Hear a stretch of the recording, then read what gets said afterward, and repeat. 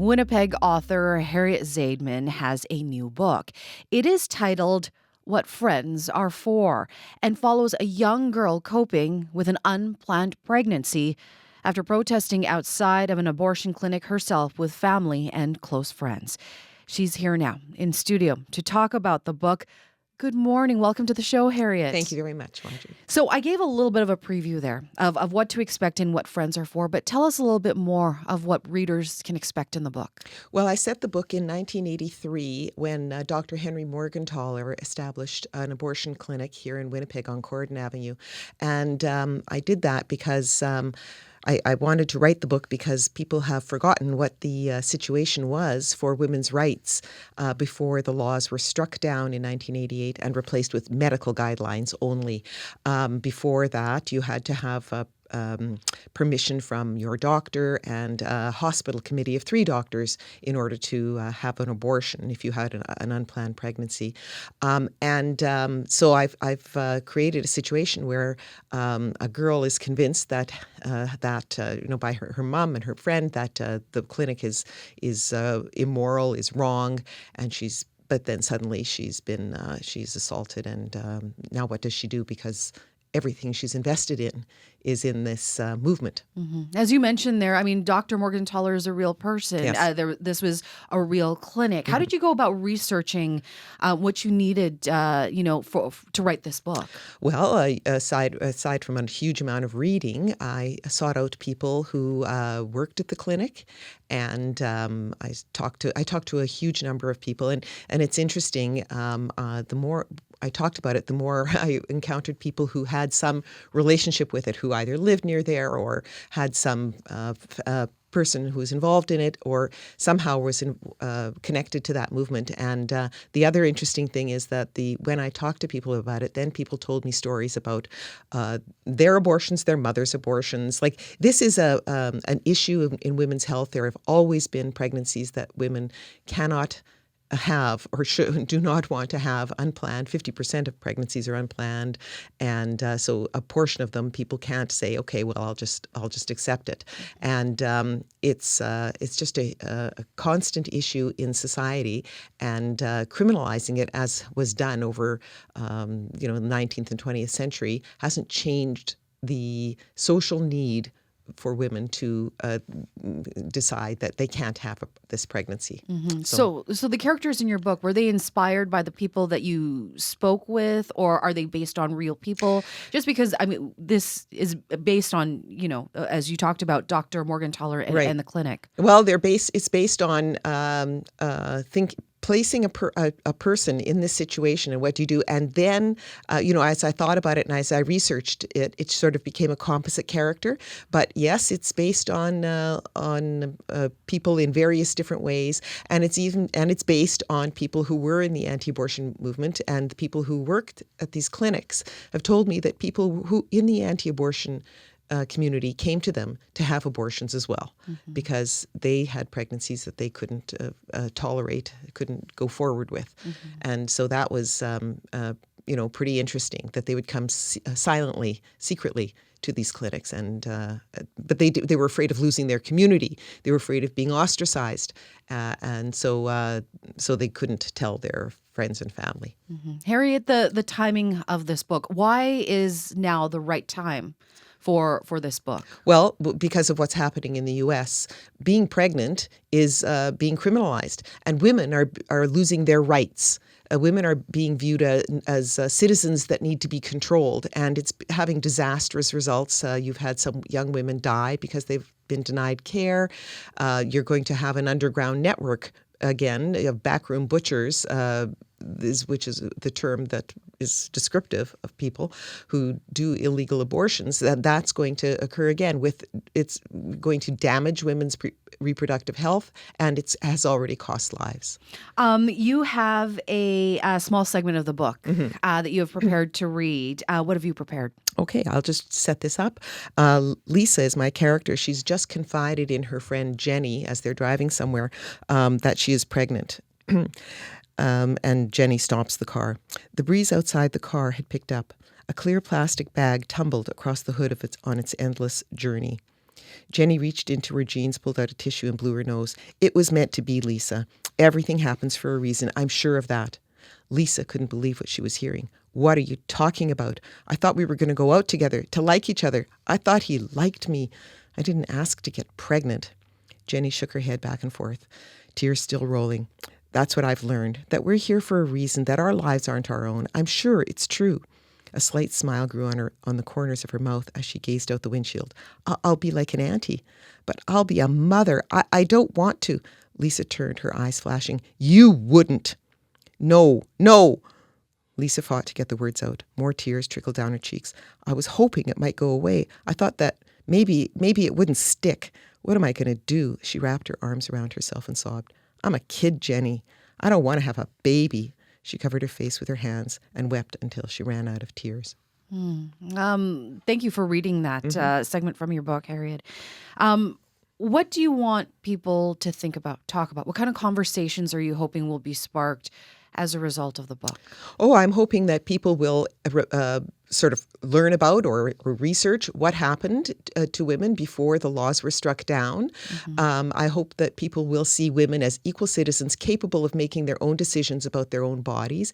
And above all, I hope that people will realize that this is a decision that a woman can make on her own. And people who do not want to follow that route of ending an unwanted pregnancy or a dangerous pregnancy, whatever it is, for whatever reason, should follow their own conscience, which is to perhaps go through with the pregnancy. And that involves, some people invoke religious reasons why they shouldn't, and that should be reasons for them alone. And, you know, I in reading this, reading about the topic, I came across a book written by the former Attorney General of Canada, the late Mark McGuigan, who was a practicing Catholic and personally opposed to the idea of having an abortion. But he said Christians are called upon to be Democrats as well as to be faithful to the Christian moral principles and respectful of those of others, you know, because it's not something you can impose upon another person because it's their life.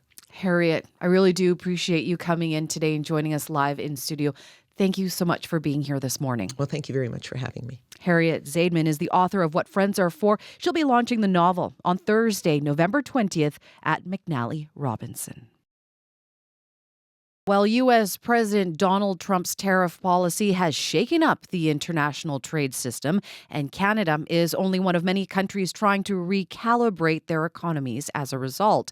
This week, though, the U.S. Supreme Court is hearing a challenge from business groups to the tariff policy, and many are watching closely to see how the bench rules. For more, we're joined by Paul Waldman. He's a columnist for MSNBC and joins us now via Zoom. Good morning. Welcome to the show, Paul. Good morning. How important is this hearing over tariffs in the Supreme Court? What's at stake here? It's incredibly important. This is really the centerpiece of Donald Trump's entire economic policy.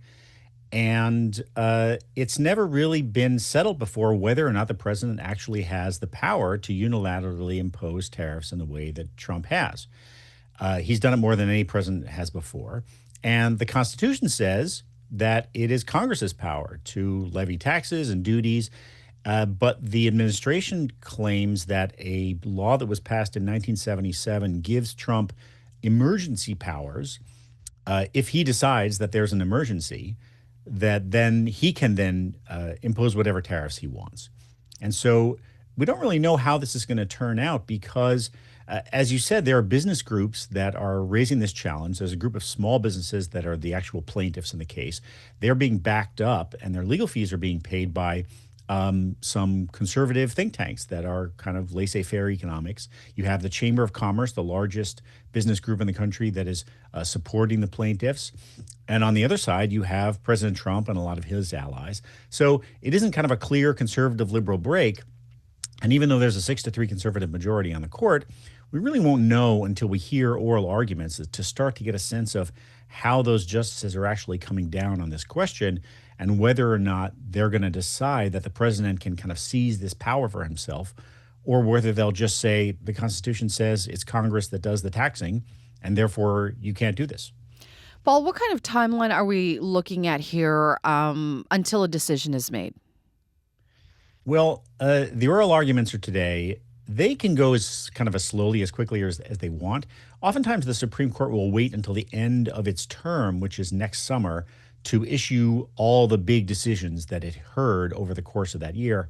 But in this case, I think they're probably going to put out a ruling a little bit sooner because, this is something that's ongoing. He's imposing new tariffs almost every day, as people in Canada know very well.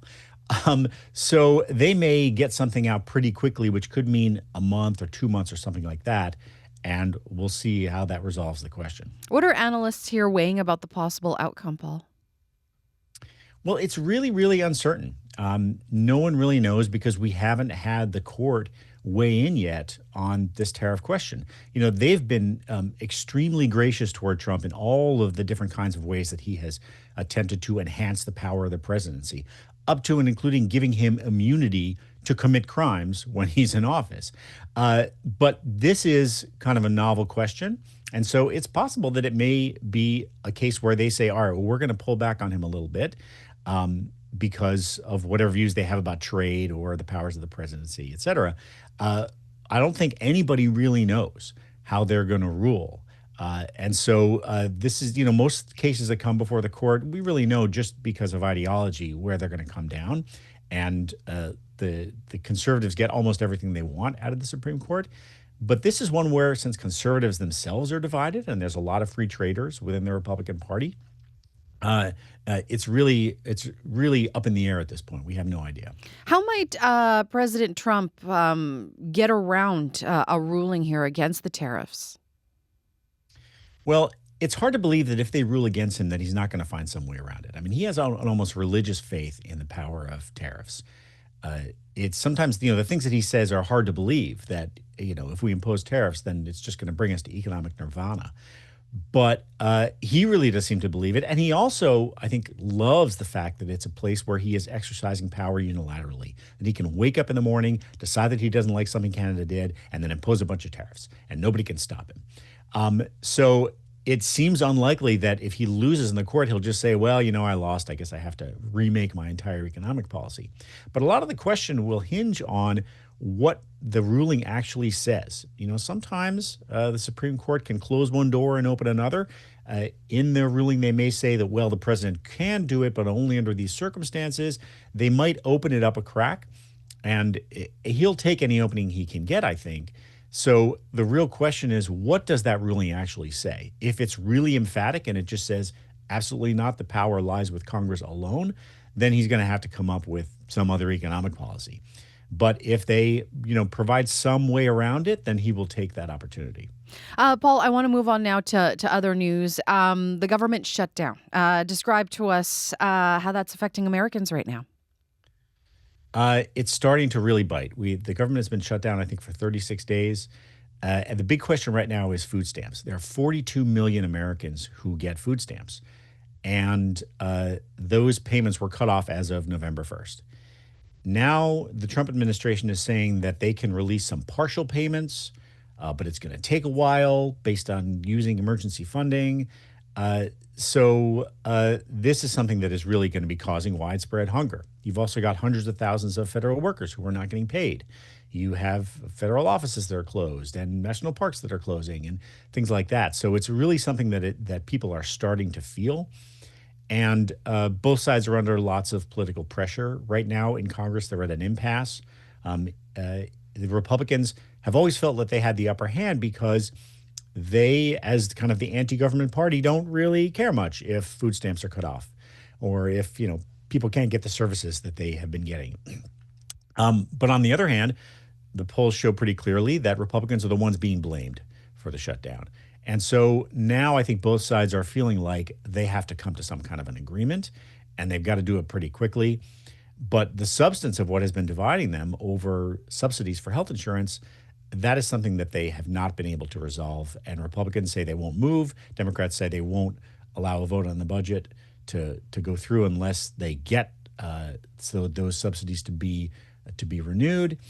And so one side or the other is really going to have to give in. And that's where we're at right now. And finally, we have about 30 seconds left here, Paul, but I want to get to you about this because this is a big deal. New Yorkers head to the polls today to elect a new mayor. Tell us a little bit about the elections in New York City. Yeah, it's been a crazy race. The current mayor, Eric Adams, was beset by corruption scandals. He dropped out. Then you have the governor, the former governor of New York, Andrew Cuomo, who also left office in scandal. And it looks like the person who's going to win is Zoran Mamdani, who's this incredibly exciting young candidate. He's only 34. And he is charismatic and adept at social media. And a lot of Democrats think that he is the kind of person they need more of.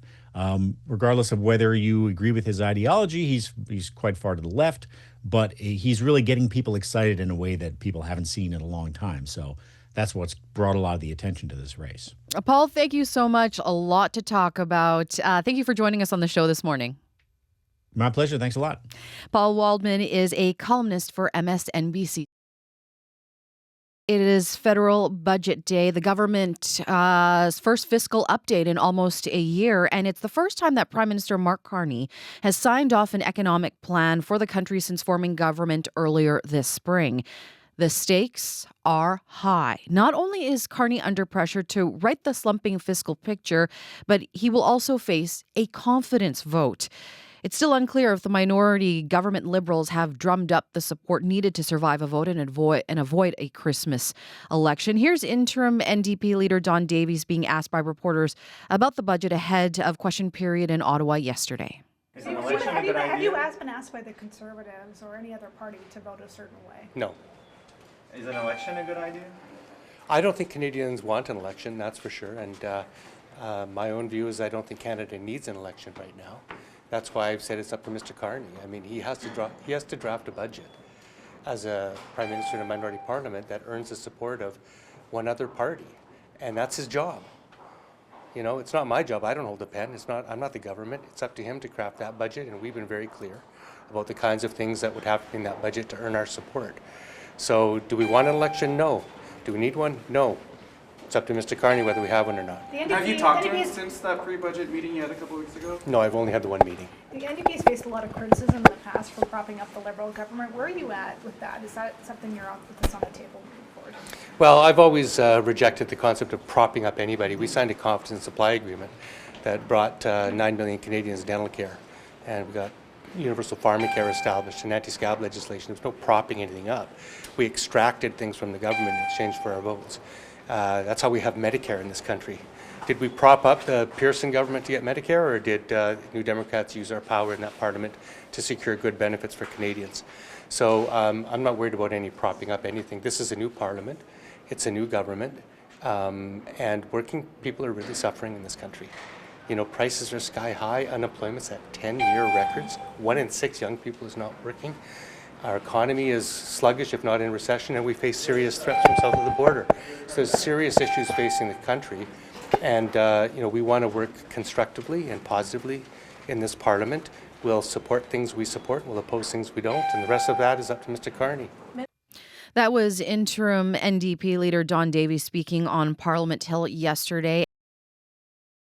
As you've been hearing in the news today, later today, Finance Minister François-Philippe Champagne will stand in the House of Commons to deliver his first federal budget. It is also a first for Prime Minister Mark Carney. The Finance Minister says he will deliver generational investments.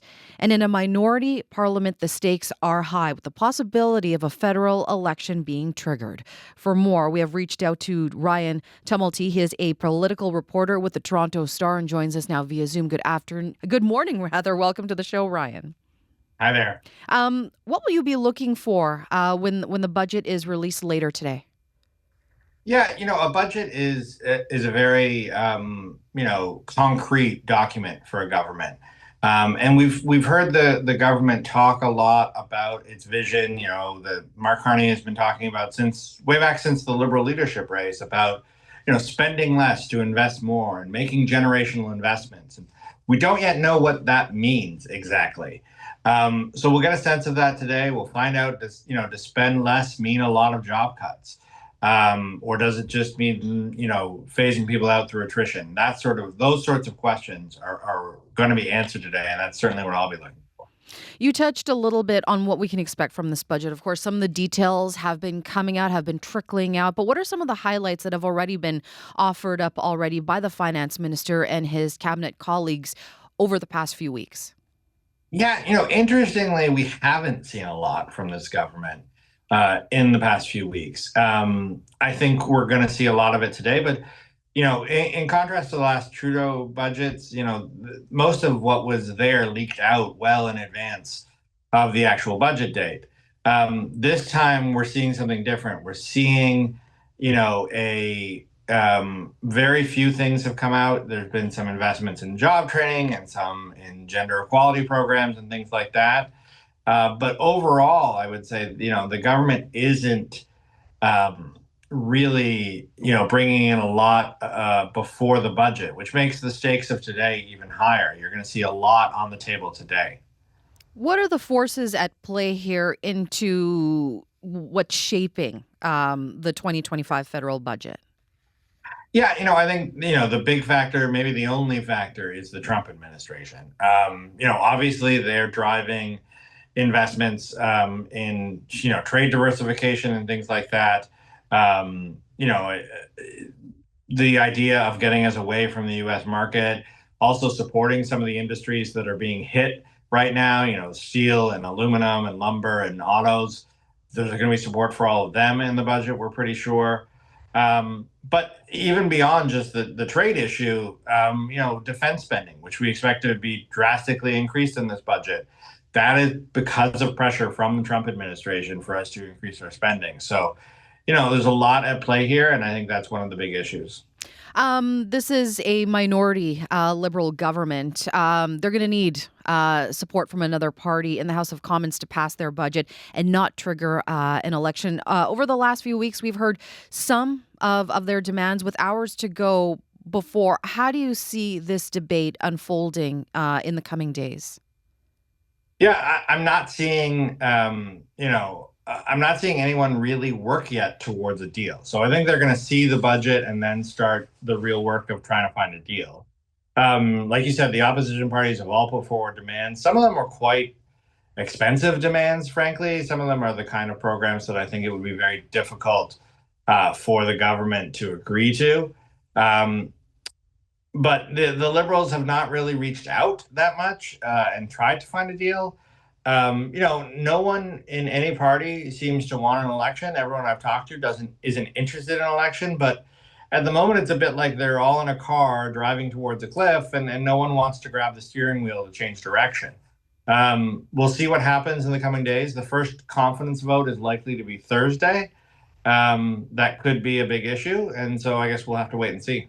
Of course, Ryan, we know a lot of talk this week is going to be dominated by the federal budget. But what other things are you keeping an eye on here in the House of Commons before they head off on a week-long break on Friday?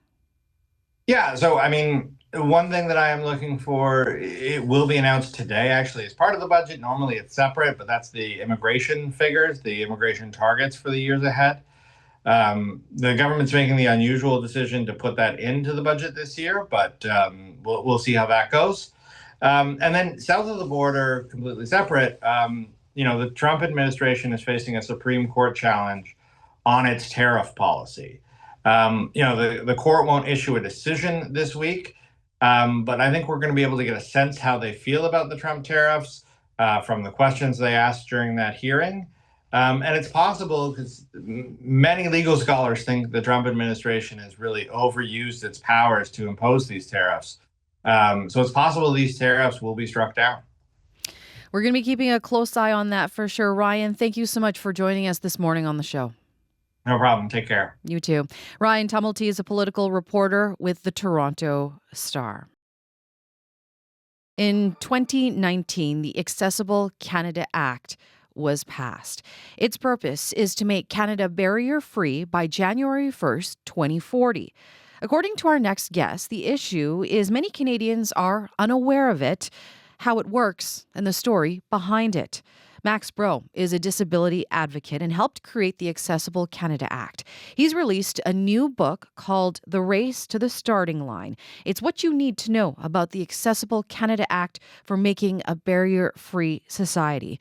Max spoke with Marcy Marcusa yesterday. Good morning, Marcy. Thank you for inviting me. Thanks for being here. So what went into creating this legislation? How big of a part of your life was this? I would say it was pretty much my obsession for about 4.5 years.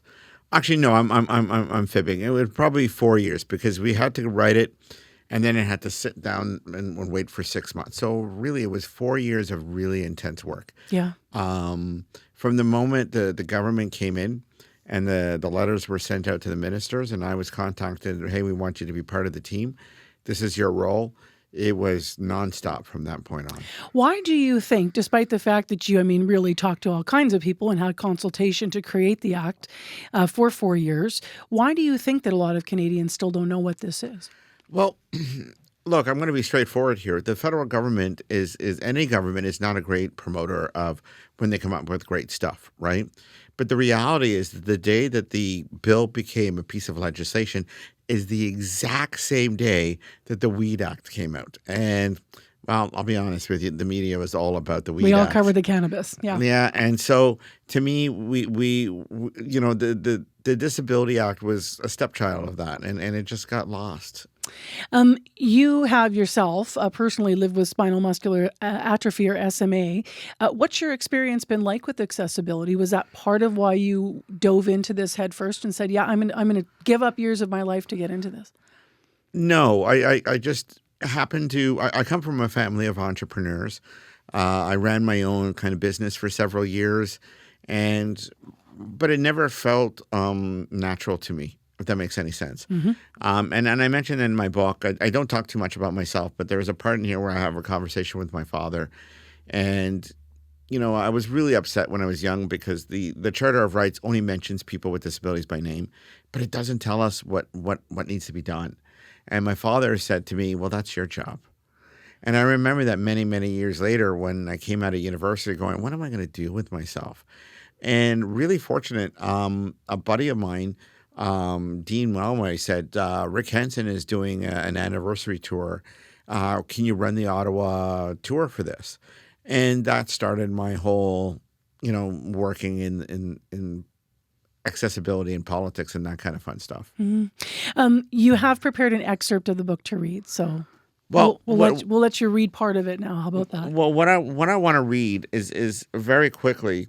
I just want to read what my vision is for the act, and I'm going to try to read it as quickly as I can. Okay, take your time, though. Yeah. I have a flight to catch, but I'm not worried.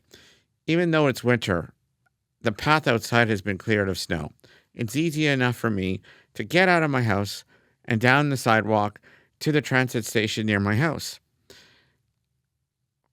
Fare payment is quick, easy, because all the machines and gates are all comfortable level, and they are all attendants. If they're there, will deal with any of the issues. I take an elevator to the track level, and with comfortable light rail, train takes me right to the airport.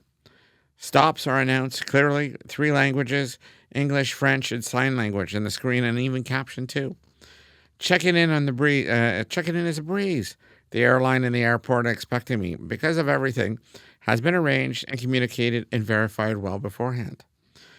Plus, the AI assistant, that's a nice insert, alerts staff that I have checked in and tells them that I need and where I need it. Staff directs me through the security, ensuring that I get to the gate. I don't have to explain anything about my travel needs because this is a standard practice. While waiting in the terminal, I catch a moment on the news and I see overhead something on CBC.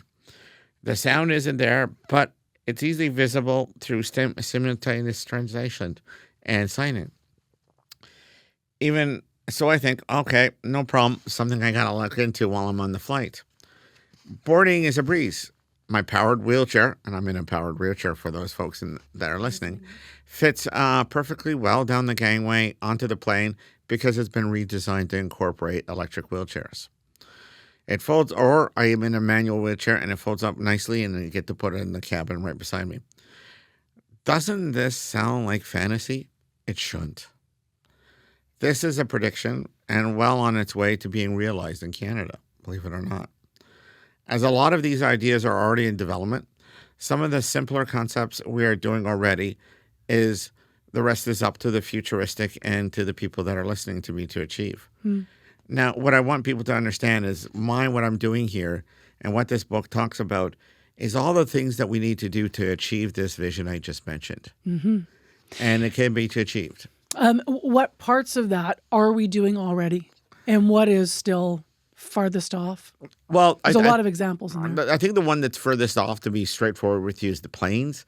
The planes being redesigned. Like, to be honest with you, that's going to be a little bit of a seismic shift. And where are they going to put people with disabilities? Because, airlines and airports, they're not really designed for people with wheelchairs and mobility aids. They're not even designed for people who are blind. So there has to be a real serious rethink there. And what is happening already that you said some of these things are happening? Well, there's a lot of discussions happening. In certain countries, they're starting to redesign how a plane should look like. Look, we got to keep in mind, right? There is a few big companies here that are building planes. And so now, instead of just building it outright like they used to, they're actually asking, how can we make it and put people with disabilities in there? And that's my job. My job is to go there and make sure that these discussions are happening. And the voices are there at the beginning.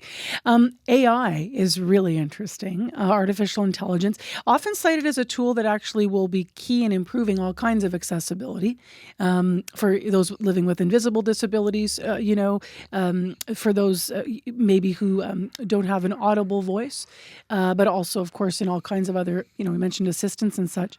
What are you considering as the use of AI continues to rise in the future? Well, AI, I think, is between you and I, or the listeners, I think it's the magic for people with disabilities. All I see from AI is the possibility of eliminating a whackload of different barriers for a whole different kinds of disability subsets. And to the point that I've opened up a company with one of the gentlemen I wrote the AI chapter in this book, which is called For Humanity Canada, to start having conversation with governments and people about ensuring that people with disabilities are part of the process of AI. Because if we're not part of building this, we're going to be forgotten again. What do you hope that people take away from reading this? I started by asking why we haven't made more progress, why people don't know about the act, but where do we go from here after? Well, I'm hoping this book starts addressing that particular issue, and I hope that as many people with disabilities that are listening into your show go out and pick up the book. I want to say a few things about the book. The first thing about the book is it's written in a non-academic way. It's written. Yeah, it really is. Yeah, it's like sitting with you. And so and I want it to be an easy read, right? So for that reason alone, this book is about educating you as the person reading it with a disability or an ally of disabilities to understand what your rights are. Because I think that's where the government failed. It didn't explain, okay, we created this great act, but nobody understands how to use it properly. So this book explains how to use it properly and what you need to do to move forward in your life with a disability and how this hopefully will change your life. Thanks for being here, Max. Really appreciate it. Well, thank you for having me on board. That is Max Brault, a disability advocate and author of The Race to the Starting Line. What you need to know about the Accessible Canada Act for making a barrier-free society. Theaters and concert halls were silent. When the pandemic hit, planned performances were halted, but for at least one local arts group, financial recovery is on the horizon. Recently, the Winnipeg Symphony Orchestra posted a small surplus for the first time since before the pandemic. Angela Birdsell is the WSO's executive director. The very first stats out there were 3 to 4 years. And then by 21, 22, Business for the Arts and Nanos Research were saying, you know what, it's going to be more like 6 to 10 years for us to recover. And so what are we at? We're roughly at the 5-6 year mark, and we are seeing that recovery, but we've had to really reinvent what we offer and how we offer it. And so it takes time because arts organizations plan 2 to 3 years in advance. So it takes time for us to shift and pivot and start to appeal to, the new demographic. And they're coming because once they experience it, they get so excited and they want to come back. Well, we wanted to check in with another local performing arts group, the Royal Manitoba Theatre Centre, to find out how the post-pandemic recovery has been for them. Kelly Thornton is the artistic director of the Royal Manitoba Theatre Centre and joins me now in studio. Good morning. Welcome to the show, Kelly. Hi, Marjorie. It's great to see you. When you were planning the first season back after the pandemic, what kind of conversations were happening about how to do that without those guaranteed subscribers? Yeah, so when we first returned, we realized we'd lost about 3,000 subscribers. So it was a grim time. Obviously that's guaranteed income that we no longer could count on. And so we had what we called the iceberg conversations, where all the senior leadership sat around and the table and had some really hard conversations around cuts, and almost every solution offered the word "cut" in it. Cut a show out of the main stage season, cut a week out of each run of the main stage, cut the warehouse altogether, and all of these offers were ultimately they were just depressing. Mm-hmm. And I also felt that our patrons had been displaced already after 2.5 years of the theater being dark. So I really didn't want to displace them anymore. I didn't want to take their long favored seat that they'd been sitting in for 20 years.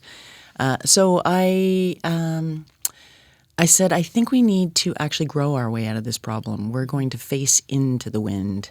And so we used our stabilization fund. We had happily put some investment into the stabilization fund over the years, and also during some of the COVID relief funding was funneled into there. So we made decisions to do a planned deficit season to bounce back, to give the audiences what they know and love about MTC, which is big, bold theater on our stages. So we gave them exactly that. We gave them, big musicals and great comedies and adventure. And over the last 5 years, we have seen them returning in droves. Mm-hmm. And the difference really is that, we lost 3,000 subscribers. We've gained back about half of that, mm-hmm. which is a good news story. We still, use our stabilization fund in terms of investing more money into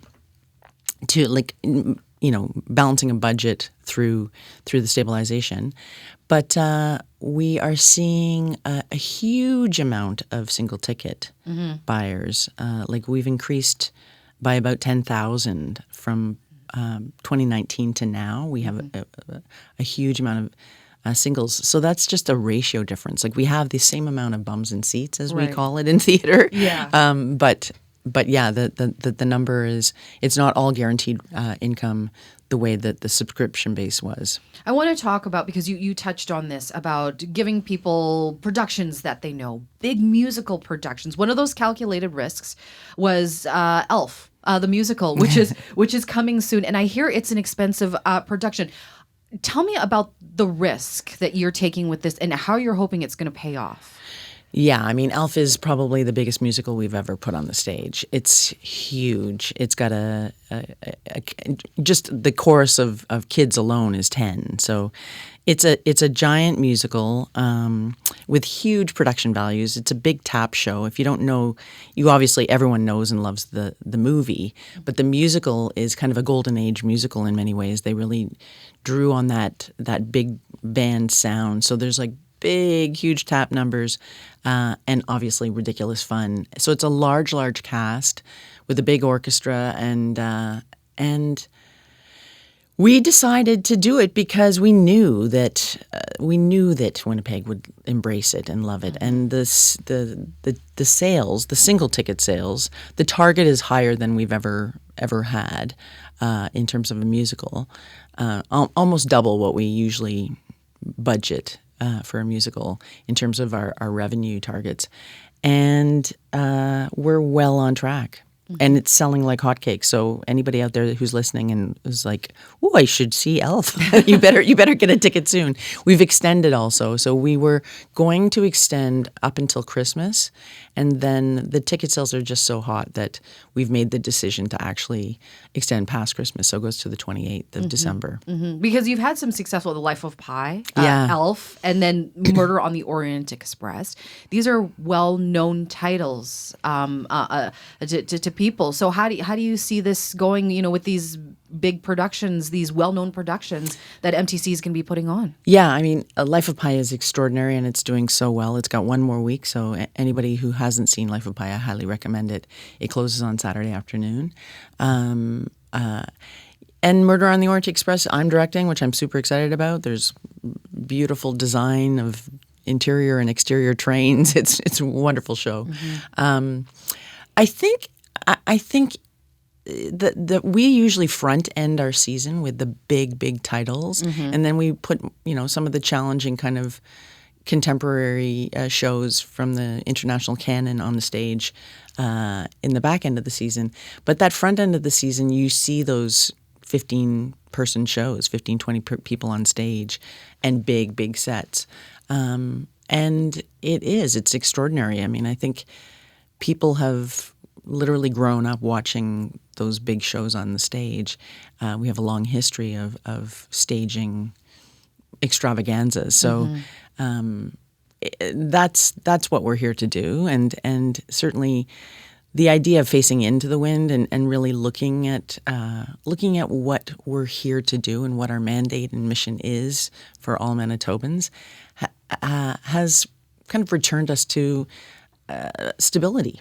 In the end, it was a hard time going through those years, those dark years where we had to shutter, and then to come back and see that we were missing people in our audiences, and then slowly to see them come back has been really, really rewarding for all of us. Inflation, of course, big, thing on people's minds. Obviously, some people, you talked about making tough decisions, having tough conversations, people of course having those tough conversations about what to spend their money on. How has that been impacting MTC when it comes to inflation? I mean, because obviously you're paying more for productions, and the people also having to figure out what they're gonna buy for and pay for. Yeah, it is. It's shocking sometimes when you think the prices, the increase in prices. For instance, paint. We paint our sets. We paint all of our sets. Paint has gone up 30%. And, you can't raise your ticket price by 30% out of the gate. So that kind of increase in expenses, that's the question mark for us right now is that, can our growth meet the growth in expenses. So that's the ongoing challenge. I mean, when the Fringe Festival, which MTC also produces, the Winnipeg Fringe Festival, the first year back, I think porta potties were like double the price. So every industry has increased their prices, and of course that's inflation, and that's the nature of where we are. But we have to just keep doing what we do best and drawing in audiences and increasing single tickets too, because I think the single tickets balance out the subscriptions, and also it's a joyful, fantastic evening out to go to the theater. So yeah. Well, Kelly, thank you so much for joining us this morning here in studio. It was a pleasure speaking with you. Thanks so much, Marjorie. Kelly Thornton is Artistic Director for the Royal Manitoba Theatre Centre. It's been over a week since the federal government announced dozens of targeted changes to Canada's bail and sentencing framework. The new legislation is designed to make bail more difficult to get, especially for repeat and violent offenders. One of our reporters has been spending time in bail courts in Winnipeg to get a better sense of exactly what goes on inside Winnipeg's courtrooms under the current system, including who is being released and who isn't, and why. CBC's Caitlyn Gowriluk is here now to tell us more. Good morning, Caitlyn. Good morning. Tell us more about our bail court here in Winnipeg. Why were you there, and what really stood out to you? So I was there recently for 2 full days of bail court, and it was something that we decided to do in light of some of these recent conversations we've been having about bail reform here in Manitoba and across Canada, and especially concerns about offenders being released from custody and then rearrested for new crimes while they're out. So we wanted to take a look at what is actually happening in these bail courts, what kinds of cases are being heard, and also who's being released and who isn't. So during each hearing that I heard, the accused would appear on screen from custody while lawyers in one of 2 dedicated bail courtrooms argued essentially why they should or shouldn't be released from jail as their charges are dealt with. One thing that really stood out, though, was that most people during these contested hearings were denied bail. Out of 7 hearings that I watched, only 2 people actually were let out. And another thing was how prevalent issues like addiction, mental health, and homelessness were in these hearings. Virtually every case that was heard in these courtrooms had some element of these issues. And that's something that also came up with a defense lawyer I talked to. Reed Saterick works at a law firm here in Winnipeg, and she's in bail court every day trying to get people released. She says most of the cases she sees in those courtrooms are people arrested not for committing new crimes, but for breaching conditions of their release.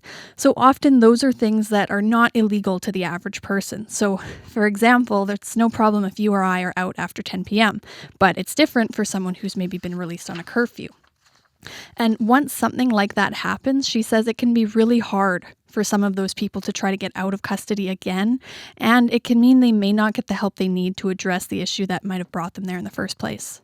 Some of these people are dealing with homelessness and addiction and may not have the resources to put forward a bail plan that really can address the risk that they may pose in the community. If someone comes into custody and wants to go to residential treatment, they're looking at, months to get in. There's probably not a week that goes by that I don't encounter someone who doesn't have an address, that we don't need at least some time to figure out an address. Sometimes we end up just not having any options, and the only thing we can say is that they can be released to a shelter. It's something I also heard about from a prosecutor with experience in bail courts. Paul Cooper is a senior Crown attorney who teaches courses on bail for other prosecutors. He says bail courts see a lot of those kinds of issues, and they just aren't set up to deal with them. There simply isn't enough support, I don't believe, in the community to address these issues. And when they come to us, we are even less equipped to deal with it. We deal with it according to law. Is this person a menace? Well, then I guess we have to keep them in custody. Are they manageable? Then we can release them. That's really the only options that we have. And so, Caitlyn, can you tell us a bit more about some of the specific cases that you heard in bail court? What kinds of things were people charged with? Yeah, so those charges really, really varied. So in one case, for example, someone was charged in an attempted robbery that ended in a daytime shooting, but there were also people who were there just for breaching a condition of a court order, like that defense lawyer we just heard from mentioned. In another case, an 18-year-old man with severe fetal alcohol spectrum disorder was accused of stealing a truck, then driving it recklessly in Portage la Prairie, allegedly running drivers off the road. His lawyer proposed community supports for him and an ankle monitor to try to get him released on bail, but the judge said even an ankle bracelet wouldn't address the key problem there, which was the impulse issues caused by his FASD. In a different case I heard, a former legal assistant with a drinking problem was accused of repeatedly violating court orders by consuming alcohol and then repeatedly contacting her mom. Her lawyer argued that what she needed was support, not jail, but she was also denied bail largely because she couldn't confirm the place she'd live if released. There was another case involving a homeless man with mental health issues who was accused of acting aggressively at Winnipeg's Victoria Hospital, not long after he'd tried to go into restricted areas at St. Boniface Hospital. A judge denied him bail too, saying, on the face of it, it's a person in distress causing chaos in a healthcare setting, but in the context of his record, this is a chronic issue. The 2 people who did get bail in the hearings I watched were both accused of domestic violence. They had firm release plans like living with a family member or staying on a dry reserve to try to help address their risk and make sure they follow the rules. Caitlyn, these lawyers you talk to probably know better than almost anyone what goes on in our bail courts. What are their thoughts on recent changes to the system? Yeah, so in their view, people's perceptions about bail maybe aren't always aligned with what's actually going on in bail court. Here's how prosecutor Paul Cooper put it. But when an individual is released from custody and gets re-involved with the system, obviously it creates a lot of blowback, and rightfully so. What we do is guided always by public safety. It is really the only and key aspect of any analysis that we do. And it's not to say that those results don't happen and that outcomes are sometimes questioned, and legitimately so, but the vast majority of what you don't see is stuff that just runs the way that it should. Does it always work? Of course it doesn't, but it works way more often than it doesn't. And defense lawyer Reed Saterick says she thinks calls for bail reform are missing the real problems. Which is the addictions, is the homelessness, is a lot of the intergenerational trauma that we see. Instead, we get things like bail reform, where we instead make it more difficult for people to acquire bail. I think it really misses the point, and I think it disadvantages people who have mental health concerns, it disadvantages people who have addictions, and people who are homeless or struggling with poverty. And those are people we should be trying to support. So what do you think could help solve some of the problems that exist in our bail courts? So what these lawyers told me was one of the biggest challenges they talked about is the amount of cases they see where issues like addictions, homelessness, and mental health play a big role, and where people need help they might not be getting. But another issue they raised is just the sheer volume of cases they deal with overall in bail court. And that's something that we know Manitoba's Crown Attorneys Union has also raised concerns about recently. Prosecutor Paul Cooper says having more specialized resources at the bail level for people dealing with those sorts of issues could help address both problems. If there were something on the front end that was specifically designed to deal on a release basis with individuals who are marginalized like this, that might go a long way to alleviate not only the volume issues in a standard bail court, but also actually starting to pave the way to help these people not come back into the justice system. And as for the changes to bail that have been proposed by the federal government, it still remains to be seen what effect they would have if passed by Parliament. Thank you very much for this, Caitlyn. You're welcome. CBC's Caitlyn Gowriluk. You can read more on this story on our website at cbc.ca/Manitoba. Well, we continue our coverage of the City of Winnipeg's new restrictions on homeless encampments, which take effect on November 17th. That's when the city will start enforcing no encampment zones around places like recreational facilities, parks, bridges, and playgrounds.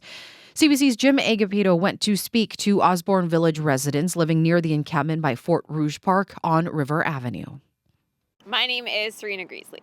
Do you support the city's new rules, which restricts encampments from around parks, recreational facilities, and bridges? Why or why not?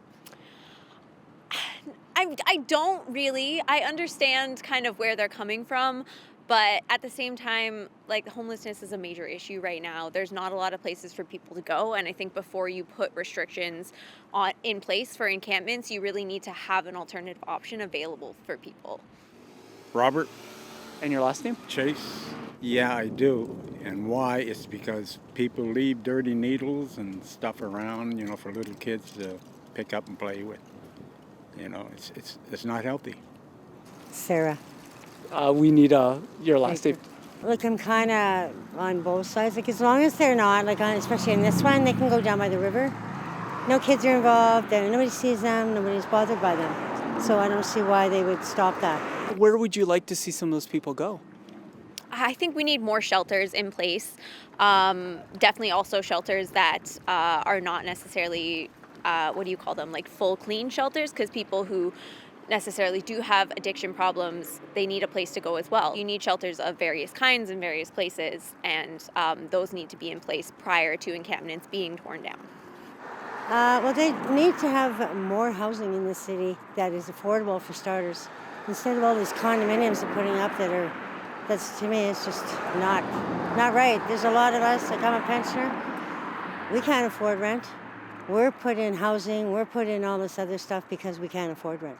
And neither can these people that are and it's hard for them to get a place because they haven't had a place. It's really screwed up.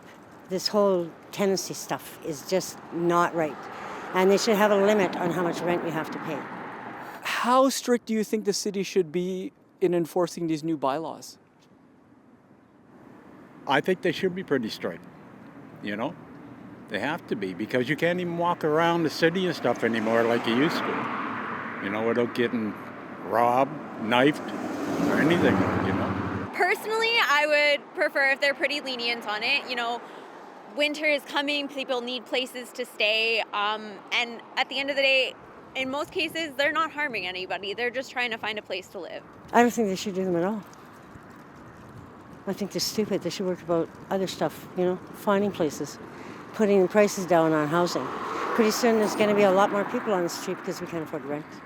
And what would you say to a homeless person who feels like the city is prioritizing the comfort of homeowners and renters over the safety and security of people who are homeless? People sort of bring it on themselves. There's places to rent out there and stuff, but when people get into them, they make a mess, partying, drugging, And since you're a resident of this area, have you seen this firsthand and whatnot? Oh yeah. They used to hang in the park here and down over the bank and camping, and it's just make a dirty mess. If they would clean up after themselves and stuff like that, more garbage cans down there or whatever, maybe it wouldn't be so bad. I feel sorry for them, but what can you do?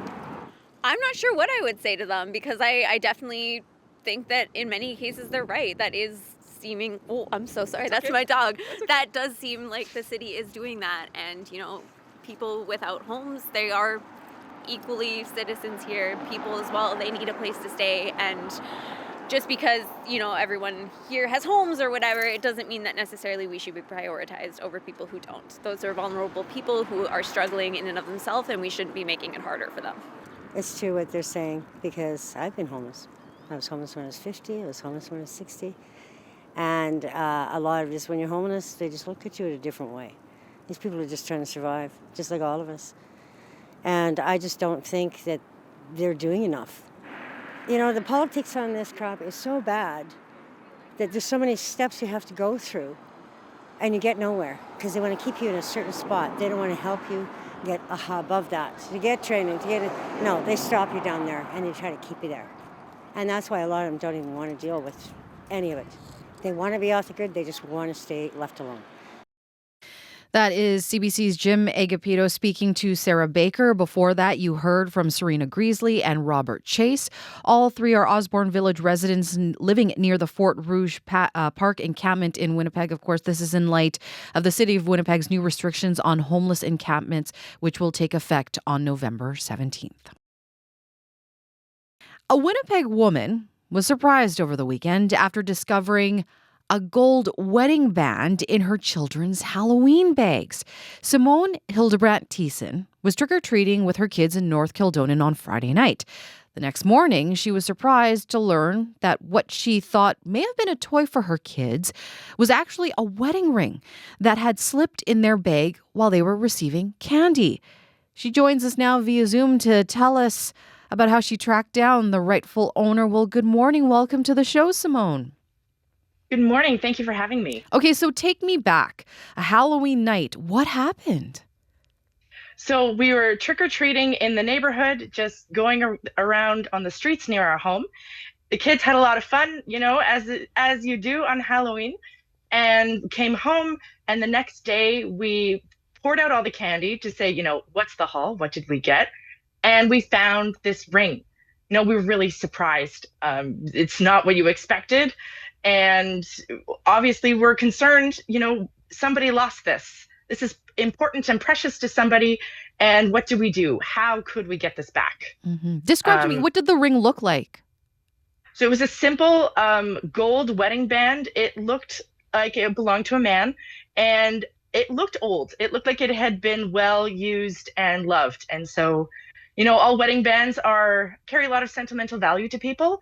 I think the fact that it was a little bit older also made me really want to get it back to the owner, because this was something that had represented years of a marriage. Mm-hmm. So trying to think, what could we do? I know there's a neighborhood Facebook group, and so I thought, well, a basic thing, I can make a post and say, if you think it's yours and if you live on one of these streets that we had trick-or-treated on, message me and let me know what it looks like. You go through the candy, you find this ring, and you understand the sentimental value of it. I mean, what was running through your mind when you found this? What were the kids saying? They were surprised. I think they were a little less interested than my husband and I. They were like, "Oh, it's a ring. What are you caring about, Mom?" We're like, "No, this is important. This is precious to somebody." Um, we know that rings can slide off fingers, but we only could have assumed like this was by accident. It's not. It was clear that this wasn't a toy, and we're like, "This is something we need to try to return." So you find the ring and you decide that, okay, you're going to put up a post on social media. So what did you hear? What did people say to you when you put that post up? Yeah, I had lots of reactions, lots of people commenting and saying, I hope you find the owner. Thank you for trying to find the owner. Thank you for not keeping it, and wanting to do the good thing, the right thing. I was really a little overwhelmed by the response. So many people commenting and sharing and liking the post. And then within a few hours, actually, I got a message from a woman saying, "I think this is my brother's, and he lives on this street," which was just around the corner from our home. And yeah, and her description checked out with the ring. So you get a message from someone who knows who the ring belongs to, and what do you do next? You get it to the rightful owner. Tell us more about reuniting the ring with the owner. Yeah, so I texted then with the owner, with her brother, and he right away also described the ring and identified his address and said, yes, we would love the ring to come back. And then we were able to quickly arrange a time, and on Sunday afternoon dropped it off. My husband actually dropped it off with our daughter and said that the owner was just really, really grateful. And, had realized that the ring had been lost at some point in the evening, but then didn't know what to do. You don't really have a recourse. You can't run down the street and call after kids, "Hey, did you get a ring in your bag?" They weren't sure what to do. And so they were really grateful that we were able to find them and give it back so quickly. And did you learn at all how the ring ended up in the bag? I think it was just a matter of, our fingers change as we age, and it's cold out there on Halloween. So, you're going in and out of the warm and the cold, and rings just then can sometimes slide off when your hands get a little chilly. I think it was purely an accident. He didn't notice, and it just slid off his finger as he dropped candy into a bag. Mm-hmm. And how does it feel now to know that you were able to return the ring back to him? I'm really grateful. As much as you say, we're going to make a post, we're going to try to find the owner, there's always the chance that it won't work, that you're not going to find the right connection of people. And I think it's really important to do the good that's in front of us. And I was really happy that we could return it. And that it's able to go back to the owner and represent the commitment and their marriage. Well, Simone, it's such a lovely story. I really do appreciate you joining us on the show this morning to share it. Thank you so much for being here with us. Yeah, it's my pleasure. Thanks for featuring this. It's been nice to see how excited people are about a small good news story. Absolutely good news. Thank you again. That is Simone Hilderbrand-Thiessen, who lives in North Kildonan. That's where she was trick-or-treating with her kids on Friday night before they found a wedding ring in their Halloween bags and were able to reunite it with its owner.